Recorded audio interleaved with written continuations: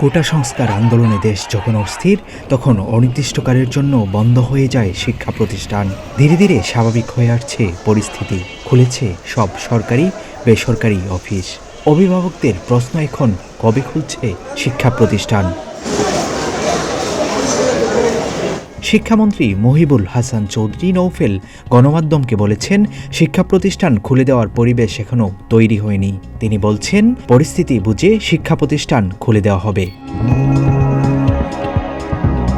শিক্ষামন্ত্রী আরও জানান, শতভাগ নিরাপত্তা নিশ্চিত না হওয়া পর্যন্ত আমরা শিক্ষা প্রতিষ্ঠান খুলতে পারছি না। এই মুহূর্তে শিক্ষার্থীদের নিরাপত্তাই সরকারের কাছে সবচেয়ে গুরুত্বপূর্ণ। কোটা সংস্কার আন্দোলনে যখন পরিস্থিতির অবনতি হয়, তখন গত 16 জুলাই সারা দেশে স্কুল, কলেজ, মাদ্রাসা, পলিটেকনিক সহ সব পাবলিক ও প্রাইভেট বিশ্ববিদ্যালয় অনির্দিষ্টকালের জন্য বন্ধ ঘোষণা করেছে সরকার। একই সঙ্গে বন্ধ ঘোষণা করা হয় বিশ্ববিদ্যালয় অধিভুক্ত মেডিকেল কলেজ, টেক্সটাইল ইঞ্জিনিয়ারিং সহ অন্যান্য শিক্ষা প্রতিষ্ঠান।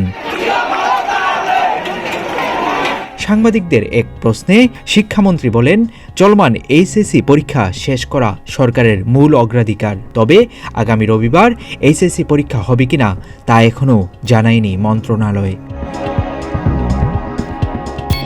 গতকাল বুধবার সরকারি প্রাথমিক বিদ্যালয় অনির্দিষ্টকালের জন্য বন্ধ ঘোষণা করা হয়েছে। প্রাথমিক ও গণশিক্ষা মন্ত্রণালয়ের জনসংযোগ কর্মকর্তা মাহবুবুর রহমান তুহিন গণমাধ্যমকে এ তথ্য জানিয়েছেন।